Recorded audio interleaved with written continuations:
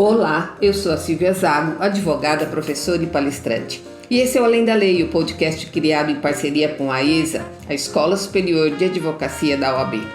Por aqui eu trato das demandas e desafios dos profissionais do universo jurídico que diariamente são desafiados a construir novas formas de pensar e de entregar o direito. Então, se você transita ou habita nesse universo, esse podcast é para você. Mas ele também é feito pensando em você, que é de outra formação e que da mesma forma tem sido desafiado pelas mudanças impostas pelas novas tecnologias e por essa nova forma de viver a vida. Portanto, esse podcast é idealizado para agregar algum valor à sua vida e à sua carreira. E se você quiser participar da construção desse conteúdo, envie sugestões de pauta para silvia@silviazago.com.br ou então pelo LinkedIn ou o Instagram. E para me achar por lá, basta procurar por Silvia Zago ADV. Então, resumindo, nesse podcast eu tenho falado das demandas, dos desafios, das expectativas e das perplexidades que, de forma geral, têm afetado os profissionais de todas as áreas. Porque, independente da carreira ou da formação, humanos é que somos.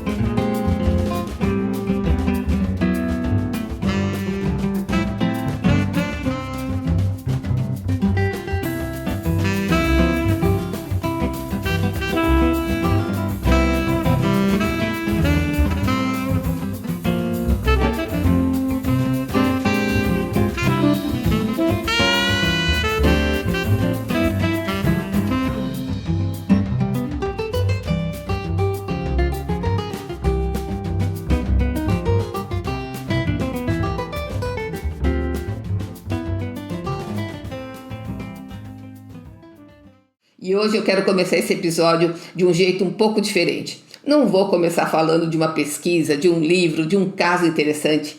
Hoje eu vou começar contando uma situação que aconteceu há poucos dias. Eu tenho um grupo de WhatsApp onde eu costumo compartilhar algumas reflexões por lá. Não necessariamente sobre o direito. Muitas vezes são provocações sobre carreira, comportamento, liderança, negociação, escolhas. Assuntos que, na minha opinião, moldam muito mais a nossa vida profissional do que a gente imagina. E na semana passada eu escrevi a seguinte frase: há cansaços que não passam com descanso, só com decisões. Enviei a mensagem e continuei trabalhando. Algum tempo depois voltei para o grupo e comecei a ler os comentários. E algumas pessoas disseram: parece que você escreveu isso para mim. Outras responderam: é exatamente assim que eu estou me sentindo. E algumas confessaram uma coisa que me chamou muito a atenção: eu sei que preciso decidir, mas não consigo. Claro que isso ficou ecoando na minha cabeça, porque se a gente observar com calma, talvez uma parte importante do nosso cansaço não venha do excesso de trabalho, venha do excesso de decisões adiadas, de decisões não tomadas, de decisões proteladas. Porque existe um desgaste enorme quando a gente permanece muito tempo diante de uma escolha sem escolher. É como se uma parte da nossa energia permanecesse presa naquela situação, naquele labirinto que entra na nossa mente. Você continua trabalhando, continua cuidando da casa, continua cumprindo compromissos, indo para os cafés, para as academias. Mas existe uma pequena parte da nossa mente que permanece ocupada por aquela decisão. É como se tivesse uma espada o tempo todo sobre a nossa cabeça. Porque a gente está adiando uma conversa que precisa acontecer. Um relacionamento que já terminou emocionalmente, mas continua existindo formalmente. Um emprego que deixou de fazer sentido. Um negócio que você gostaria de começar. Uma sociedade que talvez precise terminar. Uma mudança de cidade, uma especialização, um investimento, uma contratação, uma demissão. A vida adulta, meus caros, é feita de decisões, todo o tempo todo. E provavelmente seja exatamente por isso que ela seja tão cansativa. A gente costuma imaginar que o peso está na decisão, mas hoje eu queria propor uma reflexão diferente. Talvez o peso esteja na renúncia, porque decidir significa abrir mão de alguma coisa. Toda decisão fecha algumas portas enquanto abre outras. A gente gosta de falar sobre as oportunidades que a gente está escolhendo, mas raramente a gente fala sobre as oportunidades que a gente está deixando para trás. E é aí que reside o verdadeiro dilema. Existe uma palavra muito utilizada na economia chamada custo de oportunidade, e ela descreve exatamente isso. Quando você escolhe uma alternativa, automaticamente deixa de aproveitar todas as outras. Se você investe seu dinheiro em um projeto, ele não pode ser investido em outro. Se você dedica uma noite ao trabalho, essa noite deixa de estar disponível para sua família ou para o seu lazer. Se decide empreender, renuncia a algumas seguranças da carreira tradicional, o famoso CLT. Se decide permanecer empregado, vai estar renunciando a uma liberdade e uma autonomia maior. Então é nessa hora que a gente percebe que não existe escolha sem custo, ou seja, não existe almoço de graça. Por isso que a maturidade tem muito mais a ver com aceitar esses custos do que com encontrar decisões perfeitas. Aliás, existe uma armadilha muito comum. A gente cresce acreditando que quanto mais opções a gente tem, melhor, porque amplia as nossas alternativas de escolha. Agora, pense em qualquer propaganda de mais canais, mais sabores, mais cursos, mais aplicativos, mais possibilidades.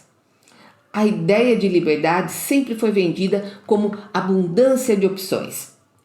E durante muito tempo eu também acreditava nisso, até perceber uma situação curiosa na minha própria vida. Pode parecer um exemplo completamente banal, e é, mas ele explica muito sobre esse assunto. Por exemplo, eu prefiro comprar a famosa brusinha numa loja de rua do que num shopping. Sempre que eu conto isso, alguém acha estranho, porque em tese o shopping oferece muito mais alternativas. Então seria lógico imaginar que a chance de encontrar exatamente aquilo que eu quero seria muito maior. Mas acontece justamente o contrário. Na loja de rua, normalmente existem 20, 30 peças. Eu olho, experimento 2, 3, escolho uma e vou para casa feliz. No shopping, a experiência é completamente diferente. Uma loja tem 100 modelos, a outra mais 150, depois vem a outra e a outra. Quando eu percebo, já experimentei inúmeras peças, comparei tecido, caimento, preço, cor, marca e começo a pensar: será que naquela outra loja tem uma melhor? E se eu comprar essa e encontrar uma mais bonita daqui a 10 minutos? Será que vale a pena esperar mais um pouco? Muitas vezes eu volto para casa sem comprar absolutamente nada. E o problema não foi falta de opções, foi justamente o excesso delas. Quanto mais possibilidades aparecem diante de nós, mais difícil fica acreditar que fizemos uma boa escolha. Nossa imaginação começa a construir futuros alternativos. Cada peça que ficou na arara parece melhor do que realmente era. Cada loja que ainda não visitamos parece esconder a escolha perfeita. E a comparação deixa de acontecer entre 2 blusas reais. Ela passa a acontecer entre a blusa que eu comprei e uma blusa imaginária, idealizada e que talvez nem exista. Esse fenômeno foi estudado por um psicólogo americano chamado Barry Schwartz. Ele escreveu o livro de nome O Paradoxo da Escolha e apresentou uma ideia que, quando eu li pela primeira vez, fez muito sentido para mim. A gente imagina que mais opções aumentam a nossa liberdade, só que elas também aumentam a nossa responsabilidade. Quando existem apenas 2 alternativas, escolher costuma ser relativamente mais simples. Mas quando existem 50, 100, 200, a escolha deixa de ser apenas uma escolha, ela passa a carregar uma pergunta: e se eu estiver deixando escapar a melhor oportunidade?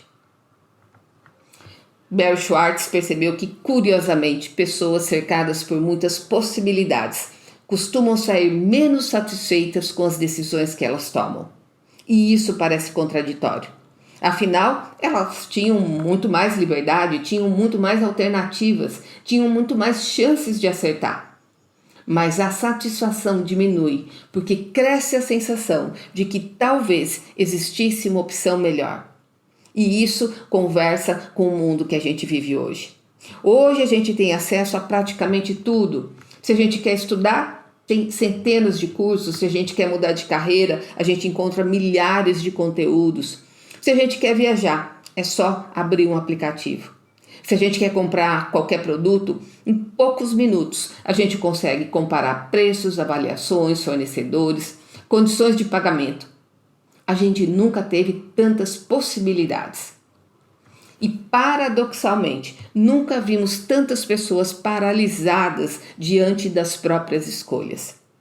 E nesse caso, existem boas chances do problema ser a dificuldade de conviver com aquilo que deixamos para trás quando a gente escolhe um outro caminho. E é sobre isso que eu quero falar com você hoje, porque existe uma diferença enorme entre escolher e aceitar a renúncia que toda escolha impõe. Se escolher fosse apenas um exercício de lógica, provavelmente a gente tomaria decisões com muito mais facilidade. Bastaria colocar os prós de um lado, os contras do outro, comparar os dois e seguir em frente. Mas a vida não funciona assim, porque toda decisão passa pela razão, mas também atravessa as nossas emoções. E talvez seja exatamente aí que nasça a tal da ansiedade. Quando a gente fala em ansiedade, normalmente a gente pensa no medo do futuro, o que é uma verdade. Mas no caso das decisões, existe um componente que costuma passar desapercebido. A ansiedade da decisão não nasce apenas da incerteza sobre o futuro. Ela nasce da dificuldade de aceitar que toda escolha exige uma renúncia e de abandonar a ilusão de que existe uma opção perfeita esperando para ser descoberta. Enquanto a gente acredita que ela existe, a gente segue procurando, comparando, pesquisando, adiando. E essa busca permanente tem um preço. Eu conheço pessoas que passam meses pesquisando um carro, outras passam anos pesquisando um curso. Algumas pesquisam tanto que quando finalmente decidem, o cenário já mudou completamente e já não faz mais sentido. O curioso é que muitas vezes elas não estavam procurando mais informações, elas estavam procurando uma garantia. E essa garantia simplesmente não existe, acredite. Toda decisão importante envolve um grau de desconhecimento, um caminho de incertezas, sempre. Ninguém sabe exatamente como será o mercado daqui a 5 anos, na verdade nem daqui 2. Ninguém sabe se aquele novo emprego vai corresponder às nossas expectativas. Ninguém sabe como um relacionamento vai evoluir. Ninguém sabe se uma empresa vai dar certo. Quem espera a ausência completa de risco acaba esperando para sempre. Existe um pesquisador que estudou profundamente esse comportamento. O nome dele é Daniel Kahneman e ele passou décadas tentando compreender como as pessoas tomam decisões. E uma das conclusões mais interessantes do trabalho dele é que nós sentimos uma perda com muito mais intensidade do que sentimos um ganho. Então, pensa numa situação simples. Imagina que alguém lhe ofereça R$100. Você fica feliz. Agora imagina perder R$100. Muito provavelmente o desconforto vai ser maior do que a alegria provocada pelos R$100 que você ganhou. Nós somos naturalmente mais sensíveis às perdas. E é exatamente nesse ponto que decidir dói. Porque toda decisão representa uma pequena perda, mesmo quando a decisão é excelente. Quando você aceita uma proposta de trabalho, perde outras possibilidades. Quando muda de cidade, deixa pessoas importantes para trás, histórias para trás. Quando escolhe um caminho profissional, deixa de experimentar vários outros. Quando decide ter filhos, sua rotina muda completamente. Quando decide não ter filhos, abre mão de outra experiência da vida. Ou seja, não existe decisão sem perda. Talvez seja por isso que tantas escolhas importantes carreguem uma sensação estranha de tristeza, mesmo quando a gente sabe que está fazendo a coisa certa. Nós não lamentamos apenas aquilo que a gente perde, a gente também lamenta as vidas que deixamos de viver. E isso explica uma pergunta que aparece com muita frequência: será que eu fiz a escolha certa?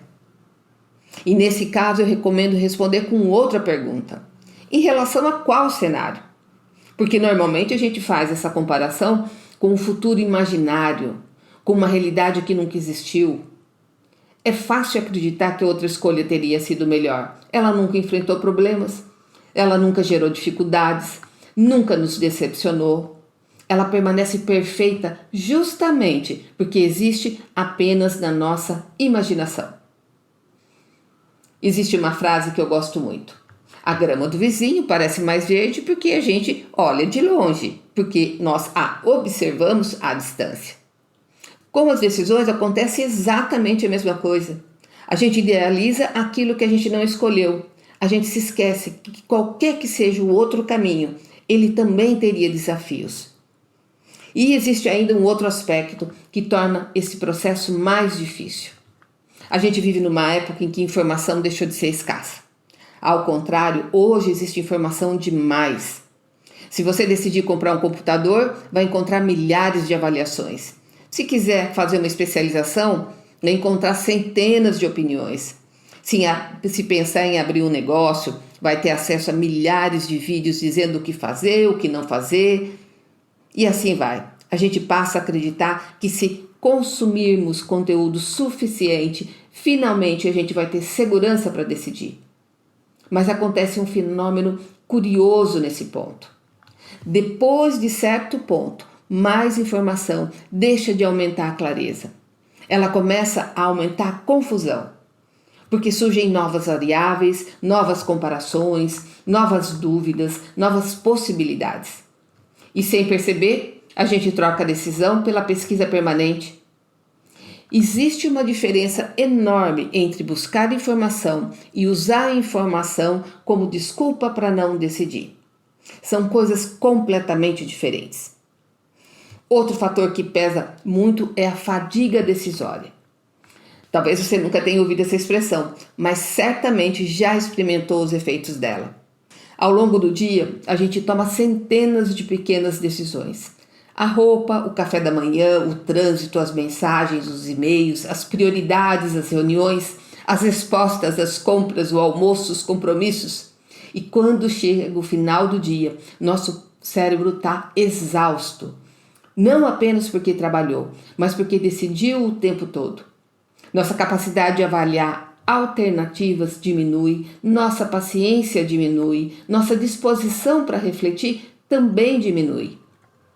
E é por isso que tantas pessoas tomam decisões impulsivas quando estão mentalmente exaustas, ou então fazem o contrário, não decidem absolutamente nada, só adiam, empurram para amanhã, esperam estar com uma cabeça melhor.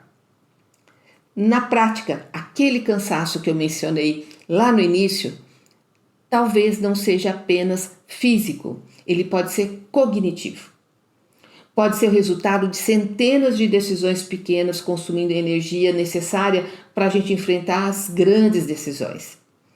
E nesse ponto, a gente poderia dizer da importância de saber delegar. Mas isso é uma conversa para um outro episódio. Mas existe ainda um outro aspecto que eu considero muito importante. A gente imagina que todas as decisões são igualmente difíceis. Não, não são. Algumas carregam um peso emocional muito maior. Por quê? Porque envolvem identidade. Às vezes a pessoa permanece em um emprego de que não gosta, porque aquela profissão faz parte da maneira como ela se apresenta no mundo. Outras vezes continua em uma sociedade porque investiu muitos anos naquele projeto. Em alguns casos, insiste em um relacionamento porque construiu uma história inteira ao redor daquela pessoa. Não é apenas uma decisão, é uma despedida. É reconhecer que uma versão antiga de si mesmo precisa ficar para trás. E despedidas, vamos combinar, quase nunca são confortáveis. Outro fator que influencia profundamente as nossas escolhas é o julgamento das outras pessoas. Acredite! Quantas decisões você já adiou porque ficou imaginando o que os outros vão pensar? Quantos projetos nunca saíram do papel, porque alguém poderia dizer que era uma loucura? Quantas mudanças profissionais foram abandonadas, porque pareciam incoerentes para quem olhava de fora? Existe uma frase que eu gosto muito. Quem vive tentando agradar todo mundo acaba entregando a direção da própria vida para o passageiro. É claro que ouvir opiniões é importante, mas existe uma diferença enorme entre considerar os conselhos e terceirizar as decisões. Porque em algum momento a responsabilidade vai voltar para nós. Talvez seja exatamente essa responsabilidade que assuste tanto, porque decidir significa assumir as consequências, as boas e também as difíceis. Foi justamente diante desse cenário que eu encontrei uma reflexão do Herbert Simon, que eu considero extremamente libertadora. O Simon dizia que nós temos uma racionalidade limitada. Traduzindo isso para uma linguagem simples, significa reconhecer que ninguém possui todas as informações, ninguém consegue prever todas as consequências e ninguém conhece completamente o futuro. Se isso é verdade, e a gente sabe que é, procurar a decisão perfeita deixa de fazer sentido, ela simplesmente não existe. Então o objetivo não é encontrar a melhor decisão possível. O objetivo é encontrar uma decisão suficientemente boa para o contexto que eu vivo hoje. Essa ideia muda muito a minha forma de pensar, porque ela reduz um peso enorme que a gente costuma carregar, que é a obrigação de acertar sempre. E talvez essa obrigação seja uma das maiores fontes de ansiedade da vida adulta. A gente quer garantias, a gente quer certeza e a gente quer controle. Só que viver acontece num caminho de incertezas. Quem aprende a conviver com ela não elimina o medo, mas deixa de permitir que ele conduza todas as escolhas. No fim das contas, a pergunta mais importante talvez não seja como eu tomo a decisão perfeita, mas sim, com as informações que eu tenho hoje, qual decisão faz mais sentido para esse meu momento de vida? Porque é isso que está ao nosso alcance. O resto pertence ao futuro. E o futuro, felizmente ou infelizmente, continua sendo um território que ninguém consegue controlar. No início desse episódio, eu compartilhei uma frase que eu publiquei no grupo dos meus alunos. Naquele momento, ela parecia só uma provocação. Agora, depois de tudo que a gente conversou aqui, talvez ela faça um pouco mais de sentido. Porque decidir não é eliminar todas as dúvidas, é aceitar que nenhuma escolha virá sem renúncias, que o futuro nunca vai oferecer garantias e que esperar pela decisão perfeita pode nos manter presos exatamente aonde a gente está. Porque a vida continua acontecendo enquanto a gente adia as nossas escolhas. E, às vezes, aquilo que a gente chama de cansaço é só o peso de um ciclo que já deveria ter sido encerrado. Por isso, eu quero terminar exatamente como comecei. Há cansaços que não passam com descanso, passam com decisões. E por hoje é só, pessoal. Lembrando, o podcast Entre Linhas e Leis, conduzido pelo Dr. Eric Ciconelli, está no ar e está imperdível. Para os cinéfilos de plantão, a série Cine Direito você encontra no canal do YouTube. Lembrando também que agora o Além da Lei tem um canal no YouTube, o Além da Lei, Negociação e Carreiras. Então, se inscreva no canal. E se você gostou desse episódio, ouça de novo. Mas se você gostou muito, compartilha com um amigo. Abraço, saúde e até o próximo podcast.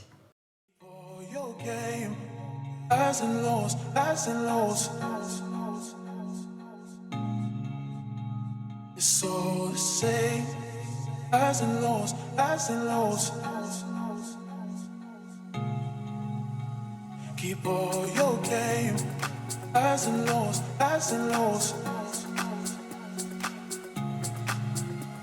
It's all the same, highs and lows, highs and lows.